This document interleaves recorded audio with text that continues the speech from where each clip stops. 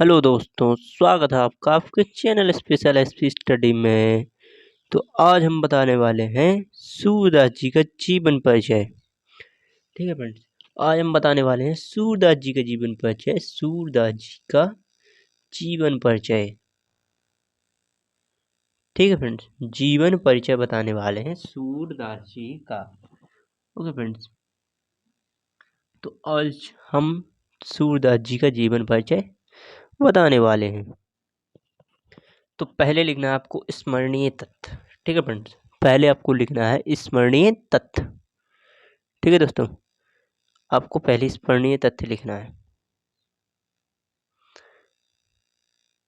और इस स्मरणीय तथ्य में लिखना है आपको इनके जीवन के जो महत्वपूर्ण तथ्य हैं। ठीक है फ्रेंड्स, इनके जीवन के जो महत्वपूर्ण तथ्य हैं उनको लिखना है आपको।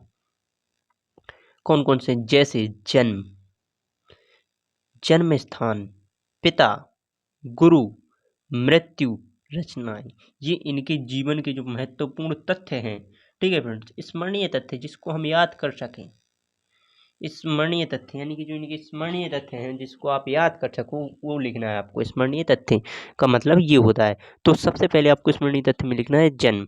ठीक है फ्रेंड, जन्म में लिखना है सूरदास जी का जन्म कब हुआ था? 1478 ईस्वी में। 1478 ईस्वी में सूरदास जी का जन्म हुआ था।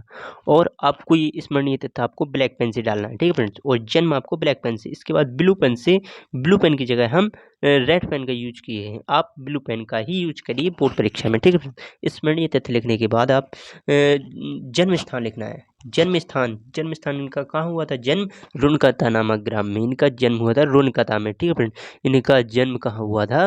रुनकता में। और जन्म स्थान रुनकता, जन्म 1478 में। पिता का नाम रामदास, जो सारस्वत ब्राह्मण थे। ठीक है फ्रेंड, इनके पिता का नाम था रामदास, इनके गुरु का नाम था वल्लभाचार्य जी।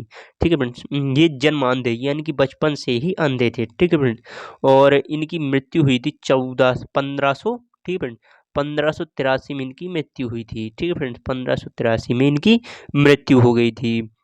और इनकी रचना है सूरदास। ठीक है फ्रेंड, इनकी ये रचनाएं हैं सूरदास, सूर सागर। सूरदास जी की रचना है सूर सागर, सूर सरावाली। ठीक है फ्रेंड, सूर सरावाली, सूर सरावाली सूरदास इनकी रचनाएं हैं। तो चलो आगे बढ़ते हैं। इसके बाद आपको लिखना है, हेडिंग डालनी है जीवन परिचय। जीवन परिचय में आपको किस प्रकार से लिखना है फ्रेंड? तो आपको जीवन परिचय में लिखना है, जीवन परिचय पहले आपको ब्लैक पेन से लिख लेना है। ब्लैक पेन से जीवन परिचय डाल लेना है। ठीक है फ्रेंड, ब्लैक पेन से जीवन परिचय के बाद आपको फिर लिखना है सूरदास जी का जन्म।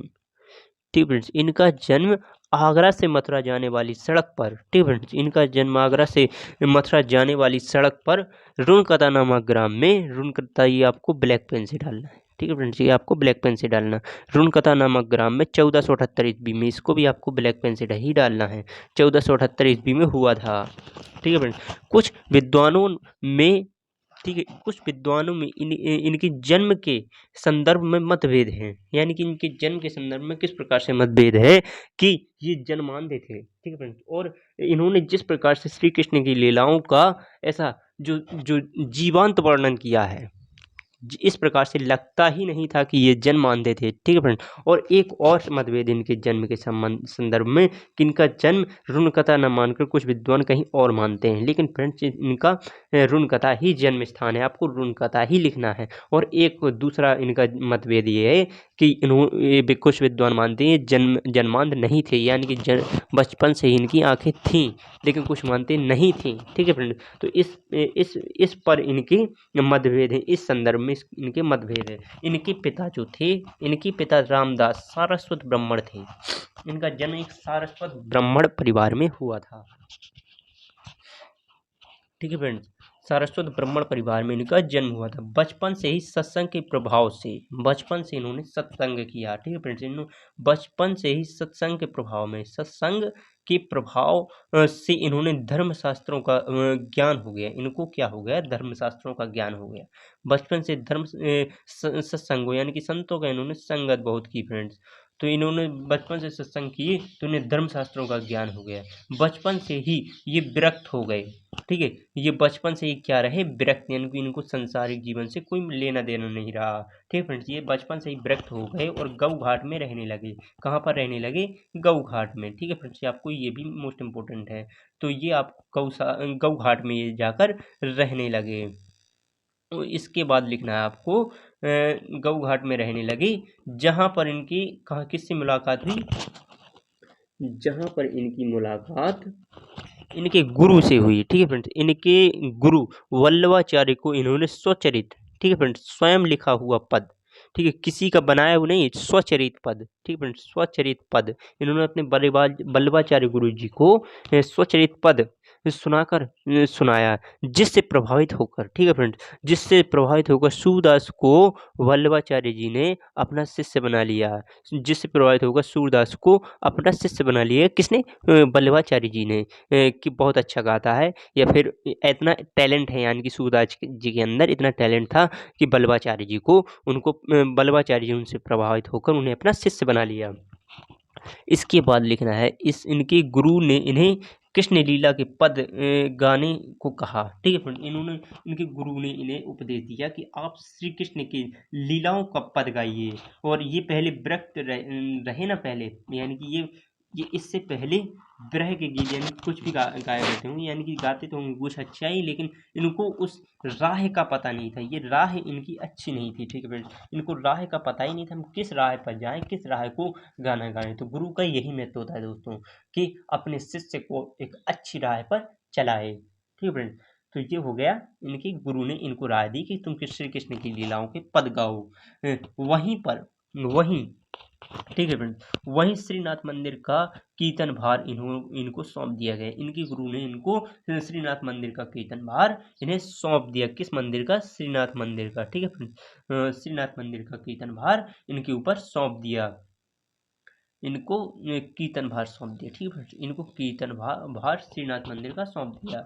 और इसके बाद, ठीक है, इनकी मृत्यु पारसौली, पारसौली आपको ब्लैक पेन से ही लिखना है दोस्तों। ये पारसौली ग्राम में 1583 ईस्वी को, 1583 भी आपको ब्लैक पेन से ही लिखना है फ्रेंड्स, आपको ये ब्लैक पेन से ही लिखना है। 1583 के आसपास हो गई इनकी मृत्यु, कब हुई, पारसौली नामक ग्राम में। ठीक है, ये गोवर्धन के पास है, ये पारसौली गोवर्धन के पास है, ये पारसौली नामक ग्राम में 1583 के आसपास हो गई। क्लियर नहीं है फ्रेंड्स, ये इनके आसपास मानी जाती है, यानी कि 1583 के आसपास इनकी मृत्यु हो गई। ठीक है फ्रेंड्स, अब इनके बाद लिखना है आपको रचनाएं, इनकी कौन कौन सी रचनाएं हैं। तो आपको ये रचनाएं देखने से पहले आप चैनल को सब्सक्राइब कर लें, ताकि आपको इसी प्रकार की और नई नई वीडियो मिलती रहें। और आपको उस घंटी को भी दबा लेना है, ताकि आपको हमारी वीडियो की तत्काल नोटिफिकेशन मिल जाए, और वीडियो को लाइक कर देना है। तो इनकी रचनाएं 3 ही रचनाएं थी, इनकी मेन 3 ही रचनाएं थी। इनकी रचनाएं थी, पहली रचना थी सूर सागर। ठीक है फ्रेंड, इनकी पहली रचना थी सूर सागर, इनकी पहली रचना सूरसागर, दूसरी रचना है सूर सरावली, और तीसरी रचना है इनकी साहित्य लहरी। ठीक है फ्रेंड्स, इनकी 3 रचनाएं थी, सूरसागर, सूर सरावली और साहित्य लहरी। बिल्कुल लीजिए फ्रेंड्स, और आप इसी प्रकार से लिखोगे तो आपका जो 5 नंबर है कोई नहीं काटेगा फ्रेंड्स, आपका 5 नंबर बिल्कुल फिक्स है। ठीक है फ्रेंड्स, आपका 5 नंबर बिल्कुल फिक्स है, आपका 5 नंबर कोई नहीं काटेगा फ्रेंड्स, अगर आप इसी टॉपिक पे लिख के आते हो, इसी प्रकार से लिख के आते हो फ्रेंड्स। तो आप एक बार और देख लीजिएगा फ्रेंड्स, सूरदास जी का जीवन परिचय, इसी प्रकार से स्मरणीय तथ्य लिखना है आपको। और ये जो स्मरणीय तथ्य के जस्ट साइड में इनको आपको ब्लैक पेन से ही लिखना है, यहाँ पर जितनी भी चीज़ें दी गई हैं आपको ब्लैक पेन से ही लिखना है।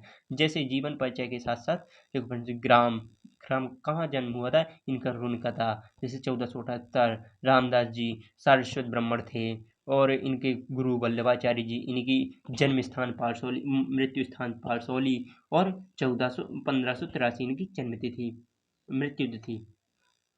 ठीक है फ्रेंड्स, आपको आशा करते हैं आपको वीडियो पसंद आई हो। अगर वीडियो पसंद आई हो तो चैनल को सब्सक्राइब करें और वीडियो को लाइक कर दें। थैंक यू दोस्तों।